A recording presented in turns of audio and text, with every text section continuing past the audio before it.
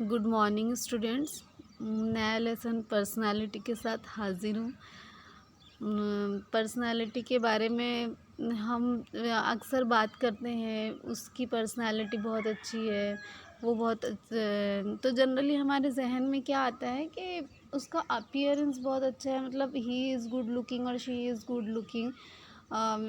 Personality के पर personality बस इतने तक के ही लिमिटेड नहीं है। साइकोलॉजी में पर्सनालिटी बहुत ब्रॉड है, तो हम देखेंगे कि एक्चुअली पर्सनालिटी इससे मिलकर बनती है, क्या क्या फैक्टर होते हैं पर्सनालिटी शेप होने के लिए, पर्सनालिटी फॉर्म होने के लिए, और हम हमारी पर्सनैलिटी को कैसे बहुत अच्छी बना सकते हैं। हम हमारी पर्सनैलिटी में से ख़राब चीज़ों को कैसे हटा सकते हैं, और ये किस एज तक मुमकिन है, किस एज तक पॉसिबल है कि कब आपकी पर्सनैलिटी कम्प्लीटली फॉर्म हो जाती है और आप कोशिश करके भी कोई मेडिसिन से, कोई किसी भी तरीके से आप वो सारी चीज़ों को चेंज नहीं कर सकते। इसलिए हमें कहाँ तक केयरफुल रहना होगा, और पेरेंट्स को भी, कि बच्चे की पर्सनैलिटी अकॉर्डिंगली शेप हो। तो शुरुआत करते हैं इस एक्टिविटी से। आपकी बुक में एक एक्टिविटी दी हुई है, ये हमको ओपिनियन पढ़ना है कंसेप्ट ऑफ पर्सनैलिटी के। इसमें लिखा है, 3 एग्जाम्पल्स हैं। Rohan is a good looking boy. He is a genius but extremely arrogant. He always shouts at his friends. He always talks very rudely to his parents. Rohan एक बहुत smart handsome लड़का है, काफ़ी जीनियस भी है, लेकिन एरोगेंट है। वो हमेशा गुस्सा करता है, अपने फ्रेंड्स पे चिल्लाता है और अपने पेरेंट्स से हमेशा रूडली बात करते हैं। Next one is Ruchi is a girl with ordinary looks. She is poor in her studies but always gets along nicely with her friends. She always talks in a polite manner to everyone. जो रुचि है वो ordinary look में है, कोई बहुत खूबसूरत नहीं दिखती वो, लेकिन और साथ ही पढ़ाई में भी पुअर है, एकेडमिक परफॉर्मेंस उसका कुछ ख़ास नहीं है, लेकिन वो सभी लोगों के साथ में बहुत अच्छे से मिलती है, बहुत पोलाइटली बात करती है, उसके मैनर्स काफ़ी अच्छे हैं। By reading the examples given the above box, you must have started thinking about the meaning and nature of personality. ये जो हमने एक्टिविटीज़ पढ़ी, तो इसके से आप सोच मैं एक्टिविटीज़ मैंने आपको सॉरी ये जो एक्सप्रेशंस मैंने आपको बताए, आपने सुने, तो आप सोच रहे होंगे कि पर्सनालिटी का नेचर कैसा होता है, पर्सनालिटी की मीनिंग क्या होती है। Generally, people wrongly believe that an individual with attractive looks has a good personality. आमतौर पे लोग ऐसा समझते हैं, मैंने पहले ही बताया, कि जिसका लुक अट्रैक्टिव होता है उसकी पर्सनालिटी अच्छी होती है। तो हालांकि ये गलत है, वो गलत सोचते हैं। In psychology the term personality has a much broader meaning. Psychology में पर्सनालिटी की बहुत ब्रॉडर मीनिंग है, बहुत वास्ट कंसेप्ट है इसका। From the psychological point of view, personality is not related to an individual's external physical appearance. पर psychological point of view से personality मतलब सिर्फ किसी का एक्सटर्नल अपीयरेंस नहीं होता। इसका ये मतलब भी नहीं है कि उसका एक्सटर्नल अपीयरेंस पर्सनालिटी में इंक्लूड नहीं है। डेफिनेटली वो भी पर्सनालिटी का पार्ट है, but this is not only personality, और भी चीज़ें होती हैं। But to an individual's characteristic pattern of thinking, feeling and behaving throughout life. सिर्फ उसका फिज़िकल अपीयरेंस या एक्सटर्नल अपीयरेंस ही नहीं, बल्कि उसका थिंकिंग का क्या पैटर्न है, उसकी क्या फीलिंग है, और वो थ्रू आउट द लाइफ कैसे बिहेव करता है, that is important. Through out the life, ये पूरे सेंटेंस में थ्रू आउट बहुत इंपॉर्टेंट है, आप इसको अंडरलाइन करके रखिए। क्योंकि अगर कोई इंसान 4 दिन, 6 दिन या 1 महीना किसी के साथ में बहुत अच्छे से बात कर रहा है, बहुत खुश अखलाक़ी से, बहुत पोलाइटली मैनर्स से है वो, तो ये उसकी पर्सनैलिटी नहीं हुई। वॉइस वर्सा इसके अपोज़िट भी, अगर कोई इंसान किसी कोई महीने में बहुत ज़्यादा चिड़चिड़ कर रहा है, बहुत गुस्सा हो रहा है, कुछ 4 दिन उसने बहुत गुस्से से बात की, 1 हफ़्ता, या ठीक है साल भर उसका मूड बहुत ही ख़राब था, उसकी लाइफ में कुछ एडवर्स कंडीशंस आई होगी, नहीं आई होगी, उस साल भर से उसका मूड बहुत ही ख़राब है, तो इसका ये मतलब नहीं है कि उसकी पर्सनैलिटी एरोगेंट है या पहले वाले की पर्सनैलिटी बहुत वो पोलाइट है, अच्छी पर्सनैलिटी है, ऐसा मतलब हरगिज़ नहीं है। थ्रू आउट द लाइफ कैसा बिहेवियर आता है, परसिस्टेंसी किस चीज़ में है, दैट इज़ योर पर्सनैलिटी। तो हम पर्सनैलिटी के डेफिनेशंस देखते हैं। Basically personality Latin word persona से बना है।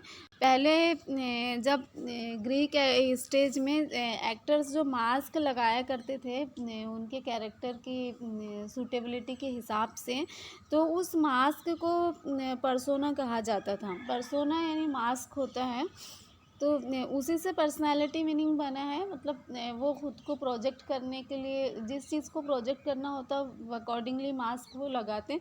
तो अभी personality is a projection of your characteristics, your traits, your feelings, your desires, वो सारी चीज़ों का जो प्रोजेक्शन है वो आपकी पर्सनालिटी, इसलिए इसको पर्सोना से ये बना है पर्सनालिटी। इसके डेफिनेशन हम देखेंगे। Many psychologists have defined personality as per their own perspectives. Some of the definitions of personality are as follows. According to Norman Mann, personality is a unique combination of individuals' physical structure, needs, interests, abilities, and aptitudes. Norman मन के हिसाब से personality क्या है, आपके किसी इंसान का फिजिकल स्ट्रक्चर, उसका नीड और इंटरेस्ट, उसके एबिलिटीज़ और उसका एप्टीट्यूड का जो कॉम्बिनेशन है दैट इज़ पर्सनालिटी। मैंने आपको पहले ही बताया कि सिर्फ फिजिकल स्ट्रक्चर के साथ में आपका जो पूरा थिंकिंग पैटर्न है, आपका बिहेवियर है, आपका एटीट्यूड है, आपके डिज़ायर्स है और आपका इंटरेस्ट है, आपका एप्टीट्यूड है, वो सारी ही चीज़ें पर्सनालिटी को फॉर्म करती हैं। अकॉर्डिंग टू गॉर्डन अल्पोर्ट, ये डेफिनेशन बहुत इम्पॉर्टेंट है, इसे याद रखिए और आगे भी हम पर्सनालिटी के कंटेक्स्ट में गॉर्डन अल्पोर्ट का सिग्निफिकेंट रोल देखेंगे। Personality is the dynamic organization within the individual of those psychophysical, देखो psychophysical systems that determines his unique adjustment to the environment. Personality क्या है, किसी भी इंसान का जो साइकोफिज़िकल सिस्टम है, साइकोफिज़िकल सिस्टम जो आपका इंटरनल सिस्टम है, जो आपका एटीट्यूड है, जो आपका एप्टीट्यूड है, जो आपकी नीड्स है, जो आपकी डिज़ायर्स है, जो आपका बिहेवियर है, जो आपके ट्रेड्स हैं, जो आपके कैरेक्टरिस्टिक्स हैं, दैट ऑल आर साइको। और जो आपका फिज़िकल अपीयरेंस है, आपकी हाइट कैसी है, आपकी हेल्थ कैसी है, आप गोरे हो, आप काले हो, आपकी आँखों का रंग कैसा है, आपकी नाक कैसी है, आपके फेशियल फीचर्स कैसे हैं, ये सारा आपका फिज़िकल स्ट्रक्चर हो गया। तो साइको फिज़िकल जो सिस्टम जो है वो और उसके साथ में आप देखो ये unique adjustment to the environment, मतलब कि आप कैसे रिस्पॉन्स करते हो किसी भी चीज़ के लिए, आपका बिहेवियर क्या है, आपका रिस्पॉन्स है, किसी चीज़ को लेके आपका रिएक्शन बिहेवियर है। Unique adjustment to the environment, ये क्या हो गया कि आपका रिस्पॉन्स क्या, आप इन्वायरमेंट के साथ में कैसे एडजस्ट कर रहे हो, या और behaviour, unique adjustment to the environment, यही आपका बिहेवियर हुआ, आप इन्वायरमेंट के साथ में कैसे एडजस्ट कर रहे हो, इन्वायरमेंट किसी चीज़ के लिए कैसे रिस्पॉन्ड कर रहे हो। तो समझ में आया, फिज़िकल और साइकोलॉजिकल ये दोनों मिलकर आपकी पर्सनैलिटी को फॉर्म करते हैं। अभी देखते हैं कि पर्सनैलिटी कैसे शेप होती है।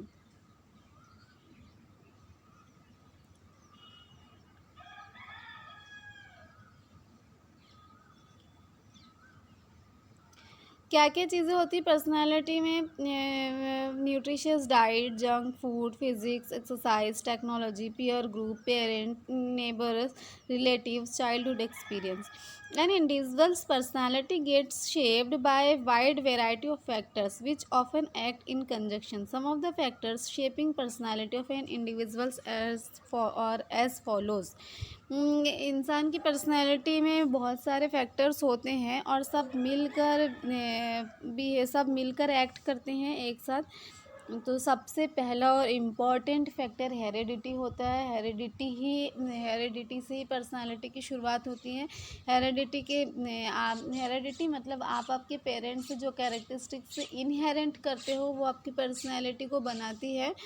इसमें देखिए आपकी पर्सनैलिटी में हेरिडिटी और इन्वायरमेंट दोनों का ही इक्वल रोल होता है। आपकी हेरिडिटी और इन्वायरमेंट दोनों मिलकर ही आपकी पर्सनैलिटी फॉर्म करते हैं। तो ठीक है, हेरिडिटी में आपके फिज़िकल और मेंटल कैरेक्टरिस्टिक्स दोनों ही आप आपके पेरेंट्स से इनहेरेंट करते हो, नॉट कम्प्लीटली बट बहुत सारे। For example, inherent physical characteristics like height, physical structure, colour of eyes etcetera.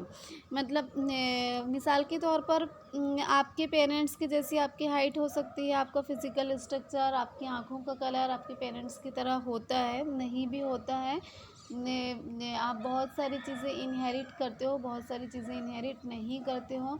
और फिर ये ऐसा भी नहीं है कि आप डायरेक्ट अपने पेरेंट्स से ही सारे कैरेक्टरिस्टिक्स इनहेरेंट करते हो। आपके 4 पेरेंट्स हैं, आप वहाँ से भी आपके कैरेक्टरिस्टिक्स आते हैं।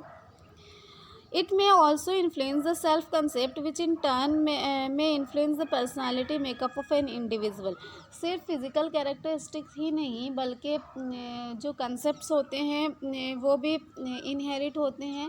आपके पेरेंट्स की जैसी थिंकिंग होती है वैसी आपकी थिंकिंग होती है। आपके 4 पेरेंट्स जिस तरह से सोचते हैं, जिस तरह से उनके ट्रेट्स आते हैं वैसे आप में आते हैं। बोलते नहीं, वो बच्ची दादी पे गई है, वो बच्चा फूफी पे गया है, वो बच्चा बिल्कुल अपनी माँ जैसा है। जो उसका जो बिहेवियर आता है उसके बारे में सूरज शेखर की मैं बात नहीं कर रही हूँ। उसका जो बिहेवियर आता है, उसकी जो एक्टिविटीज़ होती है बचपन में, वो जो चीज़ें करता है, तो उसके लिए ये सब कहा जाता है। तो हेरिडिटी का बहुत इम्पोर्टेंट रोल है आपकी पर्सनालिटी के लिए। Second one is endocrine glands. Endocrine gland such as the pituitary, thyroid, pancreas, adrenal gonads etcetera. जो एंडोक्राइन ग्लैंड्स है आपके, पिट्यूटरी, थायराइड हो गया, पैनक्रियाज वगैरह हो गया, इसका भी बहुत अहम रोल है आपकी पर्सनालिटी को शेप करने के लिए। ओवर सिक्रेशन और अंडर सिक्रेशन ऑफ हार्मोन्स, जो अलग अलग ग्लैंड्स से हार्मोन्स का सिक्रेशन होता है, ये आपकी पर्सनालिटी पे बहुत एडवर्स इफ़ेक्ट करते हैं। ओवर सिक्रेशन और अंडर सिक्रेशन, नॉर्मल सिक्रेशन है तो आपकी पर्सनालिटी नॉर्मल शेप होगी, लेकिन अगर किसी भी हार्मोन्स का ग्लैंड्स के ज़रिए सिक्रीट होने वाले हार्मोन्स का ओवर सिक्रेशन होता है या अंडर सिक्रीट है, तो आपकी पर्सनालिटी पे एडवर्स इफ़ेक्ट करते हैं। For example, an over secretion of the thyroxine hormone produced by thyroid gland leads to nervous tension, irritability, restlessness and emotional instability etcetera.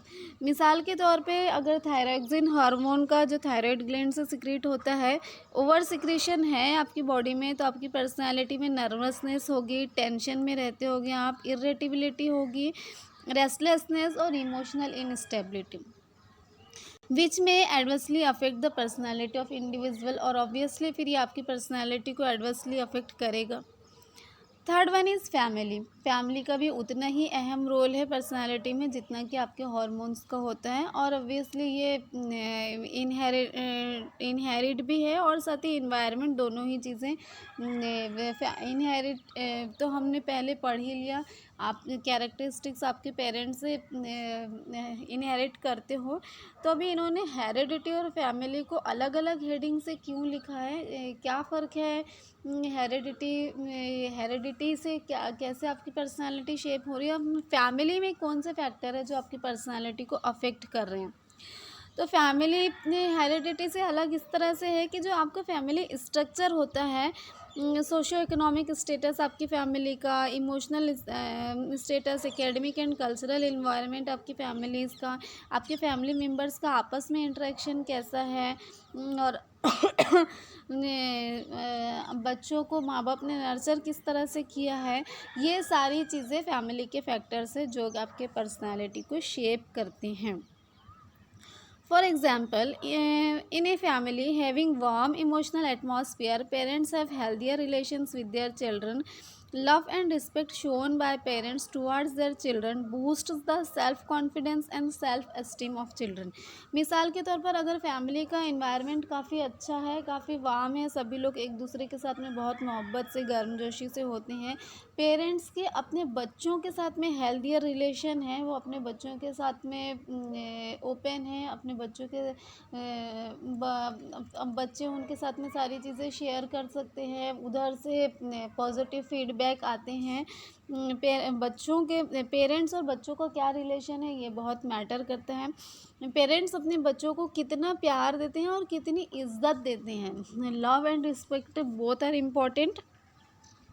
तो ये सारी चीज़ें, अगर ये सारी चीज़ें हेल्दी हो, ये सारी चीज़ें अच्छी हो, तो बच्चे का सेल्फ कॉन्फिडेंस बढ़ता है, उसका सेल्फ एस्टीम बनता है, तो ऑब्वियसली उसकी पर्सनैलिटी में कॉन्फिडेंस होता है। This in turn positively affects the personality of children.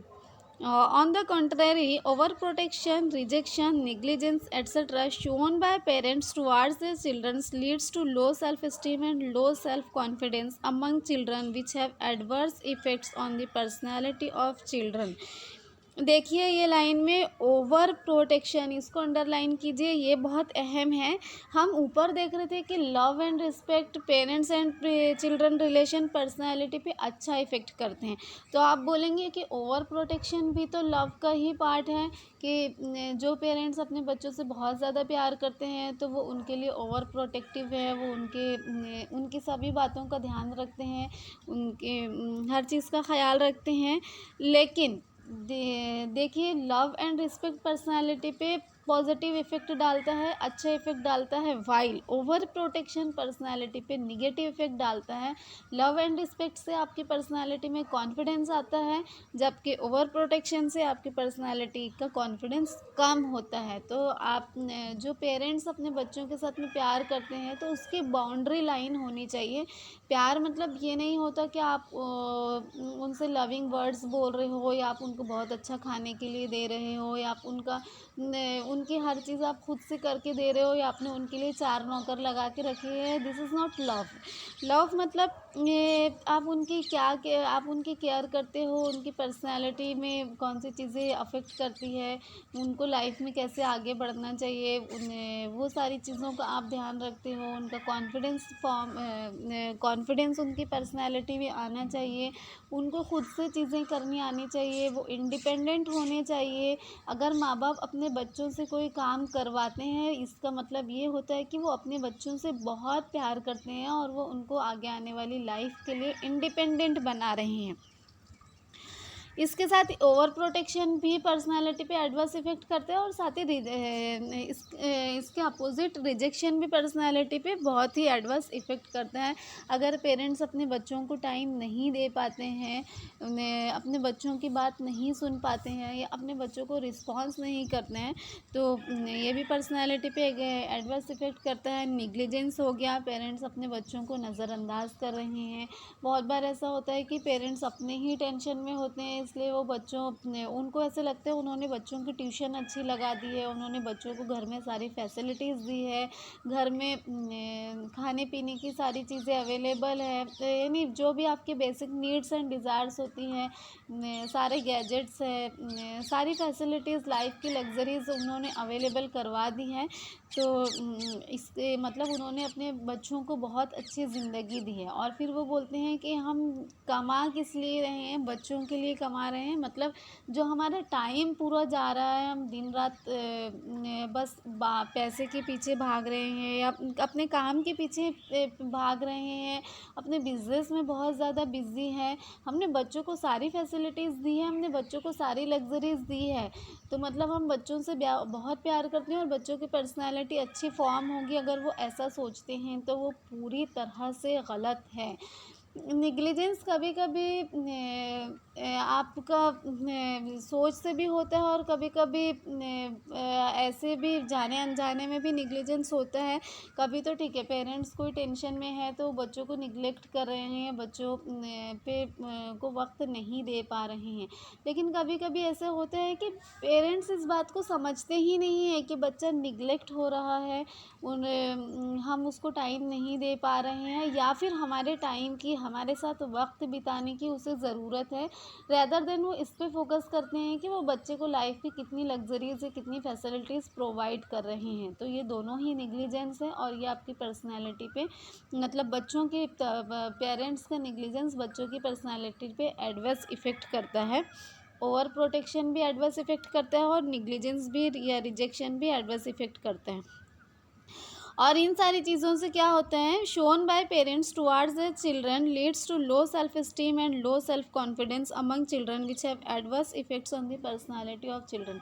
जो पेरेंट्स हेलीकॉप्टर पेरेंटिंग के ज़रिए अपने बच्चों को बड़ा करते हैं कि बहुत ज़्यादा ओवर प्रोटेक्टिव है, हर चीज़ का बच्चे के ख्याल रखते हैं, अगर स्कूल में किसी ने बच्चे को कुछ बोल दिया, किसी बच्चे से किसी दूसरे उसके फ्रेंड से पीयर ग्रुप में किसी से लड़ाई हो गई तो वो स्कूल में लड़ाई करने के लिए चले गए, एग्ज़ाम में कम मार्क्स आए तो टीचर को बोलने के लिए चले गए, उसको गिरने नहीं देना है, बिल्कुल उसको शुरू से सारी फैसिलिटीज़ प्रोवाइड करना है, उसे कहीं अकेले नहीं जाने देते, उसके हर काम खुद करके देते हैं, उसको कोई चीज़ में आगे नहीं बढ़ने देते, मतलब उससे कोई काम नहीं करवाते, सारी चीज़ें आप उसको करके देते हैं या उसके लिए नौकर प्रोवाइड करते हैं।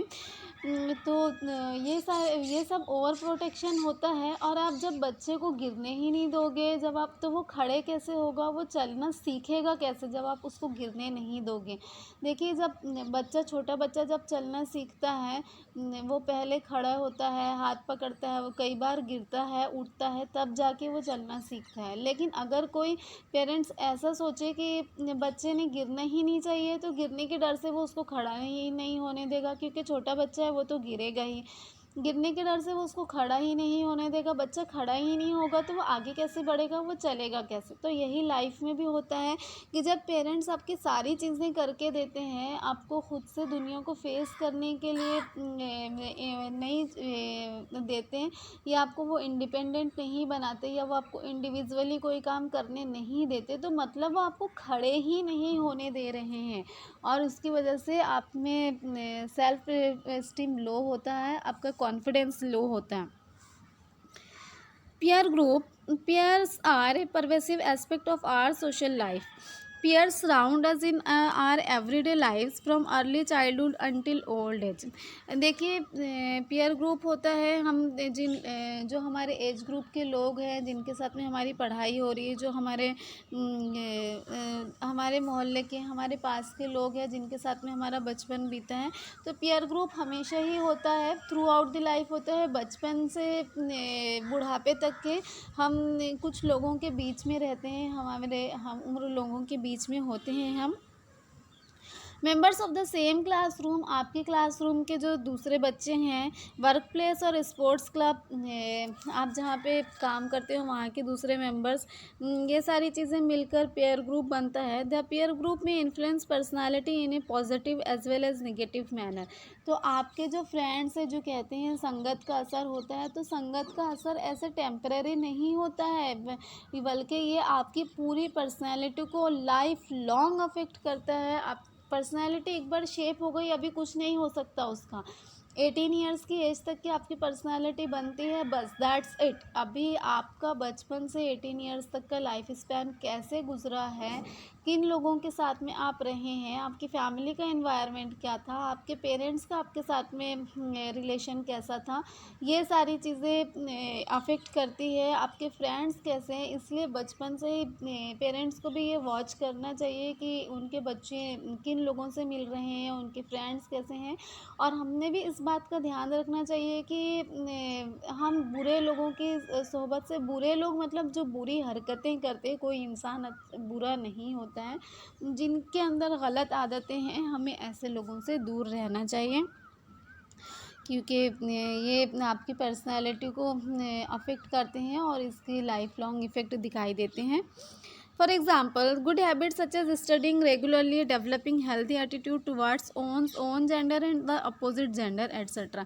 मतलब देखिए, अगर बचपन में आपकी किसी के साथ में दोस्ती है ऐसे इंसान के साथ के जो रेगुलर स्टडी करता है, तो उसका देखा देखी आप भी रेगुलर स्टडी करेंगे, और ये आदत आपकी हमेशा ही रहने वाली ज़िंदगी में। और रेगुलर स्टडी का तो कोई वो है ही नहीं, मुकाबला ही नहीं है। थ्रू आउट द लाइफ आपको स्टडीज़ करनी ही होती है। आप जब पढ़ रहे हो, आप जब जॉब कर रहे हैं, जब भी अपडेट रहने से ही आप एग्जिस्ट कर सकते हो, आप सरवाइव कर सकते हो। और अगर आप अपडेटेड नहीं हो आप, तो बहुत मुश्किल होती है फेस करने के लिए, लाइफ में स्ट्रगल करने के लिए। तो ठीक है, हम उसके बारे में बात नहीं कर रहे थे, पीयर ग्रुप के हैबिट के बारे में हम बात कर रहे थे कि अगर आपकी किसी के साथ में दोस्ती है जो इसको रेगुलर स्टडी की हैबिट है, तो वो हैबिट आपके अंदर भी आएगी, या आपके फ्रेंड के जैसे, चाहे वो आपके जेंडर का हो चाहे वो अपोजिट जेंडर का हो, वो उससे कोई फ़र्क नहीं पड़ता है। और जो भी अच्छी कंपनी का अच्छा असर आप पर होने ही वाला है। Similarly, the unhealthy habits such as bunking lectures, developing various addictions, showing aggressive tendencies and bullying etc. may be developed by being in a bad company of friends. बिल्कुल इसी तरह अगर आपके अंदर अनहेल्दी हैबिट्स है, आप लेक्चर्स को bunk करते हो, कोई एडिक्शन आप में डेवलप हुआ है, आप स्मोकिंग कर रहे हो, आप पान तंबाकू खा रहे हो, आप ड्रिंकिंग कर रहे हो, साथ ही आप में आपका बहुत एग्रेसिव नेचर है, आप गुस्से से बात करते हो, आप चिड़चिड़े होकर बात करते हो, या आप में दूसरों को सताने का मिजाज है, बुलिंग है, आप अपने फ्रेंड्स को, अपने क्लास के बच्चों को परेशान करते हो, छोटे बच्चों को परेशान करते हो, उनको चिढ़ाते हैं। बुलिंग किसी वर्बल भी हो सकता है, नॉन वर्बल भी हो सकता है, आप उनको चिढ़ाते हो, कुछ गंदे अल्फाज उनके लिए इस्तेमाल करते हो। इवन बहुत सारे बच्चे अपने टीचर्स को भी चिढ़ाते हैं। तो ये सारी ही चीज़ें आपकी संगत से आती है। आपके फ्रेंड्स में अगर आप किसी आपके फ्रेंड में ऐसी आदत है, तो वो सारी चीज़ें आपके अंदर भी आती हैं, और ये आपकी पर्सनालिटी को शेप, एक बार आपकी पर्सनालिटी शेप हो गई तो ये थ्रू आउट द लाइफ आपके अंदर रहने वाली है। फिर आपने अभी क्लास में आप लेक्चर बंक करते हो, जब आप नौकरी करने जाएंगे तो आप वहाँ से टाइम की कट मारोगे, आप वहाँ से चीटिंग करोगे, आप वहाँ उनको धोखा देने की कोशिश करेंगे, टाइम के से लेट जा रहे हो, वहाँ से जल्दी बाहर निकल रहे हो, चुपके से धोखा देके, और फिर कभी ना कभी अगर आप पकड़े गए तो ये आपकी नौकरी छीन भी सकता है, कुछ भी नुकसान आपका हो सकता है।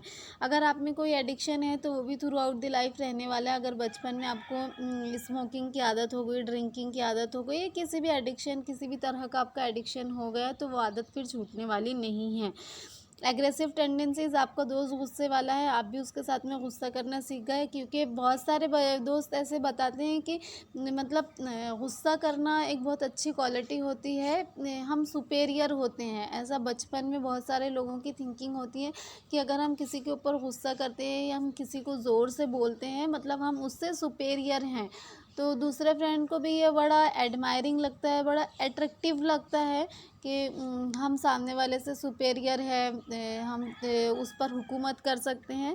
लेकिन फिर बाद में आपकी ये लाइफ हमें ये हैबिट हमेशा के लिए हो जाती है, जो आपके रिश्तों को बहुत ख़राब करती है। तो ध्यान रखिए अपनी सोहबत का, आपके फ्रेंड्स किस तरह से हैं कि आपकी पर्सनालिटी ख़राब ना हो और पूरी ज़िंदगी का आपको नुकसान ना उठाना पड़े। स्कूल, अभी स्कूल का क्या इफ़ेक्ट होता है, आपकी पर्सनालिटी को कैसे शेप करती है school? The school plays an important role in the personality development of students. The elements related to school, like the teaching learning process, academic activities and co-curricular facilities provided by school. School का जो environment होता है, teaching learning process, आपका teacher किस तरह से होता है। देखिए, छोटे जो बच्चे होते हैं ना, जो प्राइमरी के बच्चे होते हैं, वो अपने पेरेंट्स से ज़्यादा अपने टीचर की सुनते हैं। उनको टीचर कोई बात बोलते हैं और अगर उसके अपोजिट या उससे हट के उनके पेरेंट्स कोई बात बोलते हैं ना, तो उनको ऐसे लगता है, बच्चों की टेंडेंसी होती है, उनको ऐसे लगता है कि उनके पेरेंट्स गलत बोल रहे हैं और उनके टीचर सही बोल रहे हैं। वो बच्चे टीचर्स की हर हैबिट को कॉपी करते हैं, उनके खाने का स्टाइल, उनके कपड़े पहनने का स्टाइल, उनका बात करने का स्टाइल, उनके चलने का स्टाइल, टीचर जो चीज़ें खाते हैं, बच्चे टीचर को जो देखते हैं, या अगर टीचर ने क्लास में कभी बता दिया कि ये चीज़ बहुत अच्छी है, जैसे मेरे सामने एक एग्जांपल आया था, बच्चे आलू कितना पसंद करते हैं ना, आलू कितनी शौक से बच्चे खाते हैं, पर एक टीचर ने अपने बच्चे क्लास में बोल दिया कि आलू उतनी अच्छी चीज़ नहीं होती है, या ना आलू से आपका वेट गेन होता है, व्हाटएवर जो भी उसने आलू के बारे में बताया होगा, तो वो बच्ची को आलू खाने से ही नफ़रत हो गई। जो बहुत शौकीन थी आलू खाने की, अभी वो आलू नहीं खाती। तो आपके टीचर का कैसे आपके साथ में रिलेशन है, कैसा टीचिंग लर्निंग प्रोसेस है, आपकी स्कूल में क्या-क्या एक्टिविटीज़ हो रही हैं, क्या-क्या एक्टिविटीज़ होती हैं, करिकुलर एक्टिविटीज़ कैसी है, और करिकुलर और को करिकुलर फैसिलिटीज़ क्या-क्या है, टीचर का स्टूडेंट्स के साथ में रैपो कैसा है, स्कूल में डिसिप्लिन किस तरह से मेंटेन किए जाते हैं। अगर आपकी स्कूल में डिसिप्लिन है तो आपकी पर्सनालिटी में भी डिसिप्लिन आता है। तो ये सारी चीज़ें आपकी पर्सनालिटी पे सिग्निफिकेंट अफेक्ट करते हैं। For example, a creative, well qualified, experienced and well mannered teacher acts as a role model for his her student. मिसाल के तौर पर एक बहुत क्वालिफाइड है, क्रिएटिव और वेल मैनर्ड टीचर है, तो वो अपने स्टूडेंट्स के लिए रोल मॉडल होता है। Such teachers provide maximum opportunities for the optimum development of the potential for their students। और ऐसे टीचर्स की वजह से स्टूडेंट्स की पर्सनालिटी का ऑप्टिमम डेवलपमेंट होता है, वो उनकी पोटेंशियल बढ़ती हैं। This in turn helps students to develop their personality in a healthier manner. और फिर उनकी पर्सनालिटी में वो पर्सनालिटी हेल्दियर मैनर में फॉर्म होती है, अच्छी पर्सनालिटी बनती है। बहुत ही अहम है मास मीडिया। आजकल मास मीडिया से कोई बचा नहीं है, ये हमारी ज़िंदगी में बहुत अंदर तक के आ गया है। Internet and other forms of mass media are now deeply integrated in almost everyone's daily lifes. हर किसी की रोज़मर्रा की ज़िंदगी में इसका बहुत अहम रोल है। Mass media is a source of entertainment, information, education, socialisation etcetera to many of us. और मास मीडिया का हमारी ज़िंदगी में क्या अहमियत है, ये क्या इस्तेमाल है। एक तो वो इंटरटेनमेंट, सबसे पहले तो हम उसको इंटरटेनमेंट के लिए इस्तेमाल करते हैं। इनफॉर्मल एजुकेशन, जो इनफॉर्मल भी और इनफॉर्मल एजुकेशन, जो दूसरी सारी चीज़ें हम इनफॉर्मल वे में हम जो एजुकेशन लेते हैं, एक तो वो भी इनफॉर्मल एजुकेशन, और एक तो जो हम जो फिक्स्ड सिलेबस है, जो फिक्स्ड करिकुलम है, उससे हट के हम जो सारी चीज़ें सीखते हैं। हम म्यूज़िक सीख रहे हैं, हम कोई एक्टिविटी सीख रहे हैं, हम कुकिंग सीख रहे हैं, हम कोई क्राफ्ट एक्टिविटी सीख रहे हैं, या फिर हम योगा सीख रहे हैं, या कुछ भी। ये सारा आपका इनफॉर्मल एजुकेशन में आता है। सोशलाइजेशन, आप का ग्रुप कैसा है, सोशल मीडिया सोशल कांटेक्ट आपके कैसे हैं सोशल मीडिया पर, ये और उससे आपका सोशलाइजेशन होता है। सोशलाइजेशन हम बाद में पढ़ेंगे कि सोशलाइजेशन क्या है। तो ये सारी चीज़ें का सोर्स है mass media. Nowadays majority of adolescents spend more time in front of the TV, mobile and computer, which में अफेक्ट देयर पर्सनैलिटी। आज देखिए एडोलेसेंट्स लफ्ज़ इस्तेमाल हुआ है, अभी आप एडोलेसेंस में हैं, आपकी पर्सनैलिटी बनी नहीं है। 18 साल के बाद आप एडल्ट में आते हो, अब आपकी पर्सनैलिटी शेप हो चुकी रहती है। एडोलेसेंस में ज़्यादातर जो एडोलेसेंस होते हैं वो टीवी, मोबाइल, कंप्यूटर में अपना वक्त बिताते हैं, और फिर वो जिस तरह के सीरियल देखते हैं, जिस तरह की चीज़ें देखते हैं, सीरियल हो, न्यूज़ हो, जो कुछ भी चीज़ें वो उस पर देख रहे हैं, जो भी चीज़ें से उनका इंटरेक्शन हो रहा है, वो सारी उनकी पर्सनालिटी को अफेक्ट करती हैं। For example, mass media may help an individual to have an updated knowledge of current affairs, which in turn positively affects the development of an individual's personality। Mass media के ज़रिए हमारे पास में updated knowledge होता है, ज़िंदगी में क्या चल रहा है, क्या न्यू ट्रेंड्स है, सारी ही चीज़ों के बारे में, क्या नया फैशन है, क्या नई टेंडेंसी है, क्या जॉब में किस तरह के चेंजेस आए हैं, एजुकेशन के डिपार्टमेंट में किस तरह के एजुकेशन के एरा में किस तरह के फील्ड में किस तरह के चेंजेस आए हैं। ये सारी जब हमारे पास में अपडेटेड नॉलेज होती है तो वो हमारी पर्सनालिटी को ग्रो करते हैं। On the other hand, an excessive addiction of using media may cause disconnection from the world, egocentrism, sleep deprivation, poor academic performance, insecurity, antisocial behavior, loneliness, etc., which in turn adversely affects the development of individual's personality। जबकि इसके opposite अगर आप media के साथ में बहुत ज़्यादा वक़्त गुज़ारते हो, आप पूरा टाइम मोबाइल में हो, पूरा टाइम आप टीवी के सामने बैठे हो, तो उसके क्या-क्या इफ़ेक्ट, एडवर्स इफ़ेक्ट क्या होते हैं आपकी पर्सनैलिटी पे। सबसे पहले तो डिस्कनेक्शन फ्रॉम द वर्ल्ड। आप अभी सारी दुनिया से टूट जाते हो, सारी दुनिया से अलग हो जाते हो और एक आइसोलेट पर्सनैलिटी आपकी फ़ॉर्म होती है, बहुत इंट्रोवर्ट पर्सनैलिटी आपकी फ़ॉर्म होती है। देखो, इंट्रोवर्ट होना कोई बुरी बात नहीं है, लेकिन disconnection of the world obviously harmful है। जब आप अकेले होते हो तो, क्योंकि human is a social animal. आप अगर आप सोसाइटी से कट कर हो, सोसाइटी से हट कर हो, तो आप ग्रो नहीं कर पाते हो, या बहुत सारे आप आपके मेंटल कॉन्फ्लिक्ट से कूप अप नहीं कर पाते हो।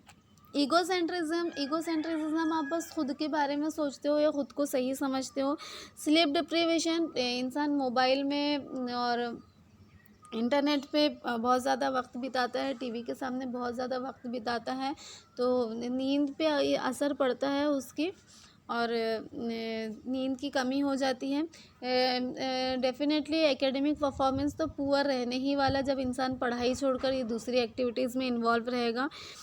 इनसिक्योरिटी उसको फील होती है, एंटी सोशल बिहेवियर भी उसकी वजह से आ सकता है, लोनलीनेस भी होती है। अभी वो दुनिया के साथ में है ही नहीं, टीवी मीडिया के साथ में है, इंटरनेट के साथ में है, तो लोनलीनेस तो आने ही वाली है। सब लोगों के बीच में रह के ही आप चेयरफुल रह सकते हो, which in turn adversely affects the development of an individual personality। ये सारी चीज़ें आपकी पर्सनालिटी पे एडवर्स इफ़ेक्ट करती हैं। Last but not least, culture का क्या रोल होता है आपकी पर्सनालिटी में। Every culture has its own set of values, beliefs, norms etcetera, influencing thoughts, feelings and behaviour patterns of individual. हर कल्चर की अपनी वैल्यूज़ है, अपनी बिलीफ है, उसके अपने नॉर्म्स है, तो वो किसी इंसान के थॉट्स को, उसकी फीलिंग को, उसके बिहेवियर पैटर्न को अफेक्ट करते हैं और शेप करते हैं। आप जिस कल्चर में बड़े हुए हो, वैसे ही आपकी फीलिंग्स होती है, वैसे ही आपका थिंकिंग पैटर्न होता है, और वैसे ही आपका बिहेवियर होता है। For example, leadership qualities, listening skills, entrepreneur skills, tendency to cooperate with others may differ from culture to culture, and therefore people from different cultural backgrounds may have different personalities। मिसाल के तौर पर leadership qualities, आप किस culture से belong करते हो उस पर डिपेंड करते हैं कि आप में लीडरशिप क्वालिटीज़ कितनी हैं। आप बहुत ब्रॉड माइंडेड में फैमिली से आते हो, मतलब या फिर आप बहुत एडवांस एरा से आते हो, तो आप में लीडरशिप क्वालिटीज़, बोल्ड फैमिली से आते हो, आप बोल्ड, मतलब आपका कल्चर काफ़ी बोल्ड है। कल्चर सिर्फ आपकी फैमिली नहीं होता, कल्चर आपका पूरा सराउंडिंग होता है। आप जिन लोगों के साथ में उठ बैठ रहे हैं, आपकी जो पूरी कम्युनिटी है, आपकी जो पूरी सोसाइटी है, उन लोगों का क्या बिलीफ पैटर्न है, उन लोगों के क्या थॉट है, वो कौन से रिचुअल्स है, ये सारी चीज़ें मिलकर कल्चर शेप करती हैं। तो वो अफेक्ट करती है आपकी लीडरशिप क्वालिटीज़ को। आप में लिसनिंग स्किल्स आपके कल्चर की वजह से आती है, इंटरप्रेन्योरियल स्किल्स हो गई। आप लोगों के साथ में कोऑपरेट करते हो या नहीं करते हो, या आपका कल्चर डिसाइड करता है। कल्चर भी डिसाइड करता है, दूसरी सारी चीज़ें भी होती है साथ में। तो ये सारी चीज़ें कल्चर टू कल्चर डिफ़र करती है। अलग अलग कल्चर के लोगों की अलग अलग टेंडेंसीज़ आती हैं। अभी पर्सपेक्टिव ऑफ स्टडिंग पर्सनालिटी हम नेक्स्ट वीडियो में देखेंगे। Thank you very much, have a good day. कोई डिफ़िकल्टी हो, इसमें कोई चीज़ नहीं समझ में आई हो, तो मुझे कमेंट करके ज़रूर पूछिए। और स्टूडेंट्स की रिक्वेस्ट आ रही है, मैंने पहला वाला चैप्टर छोड़ दिया था क्योंकि मुझे ऐसा लगा कि वो हमने बहुत कुछ 11th क्लास में भी पढ़ी हुई है चीज़ें, और उतना डिफ़िकल्ट वो मुझे नहीं लगा कि आप लोग नहीं समझ पाओगे। पर ठीक है, आपको आपका सिलेबस कंप्लीट करना है, तो बाद में हम वो वाला चैप्टर भी कंप्लीट कर लेंगे। और डेफिनेटली एक्सरसाइजेज भी करेंगे सारे ही चैप्टर्स के, लेकिन पहले थोड़ा सा 3-4 लेसन हम समझ लेते हैं अच्छे से, क्योंकि चीज़ें इंटरकनेक्टेड होती है। अगर आप थोड़ा अच्छे से पढ़ लेते हो, ज़्यादा आपके पास में नॉलेज है, अपडेटेड हो, तो आप एक्सरसाइज को बहुत अच्छे से कर सकते हैं। इसलिए हम एक्सरसाइज थोड़ा रुक कर करेंगे, पर डेफिनेटली करेंगे। Have a good day.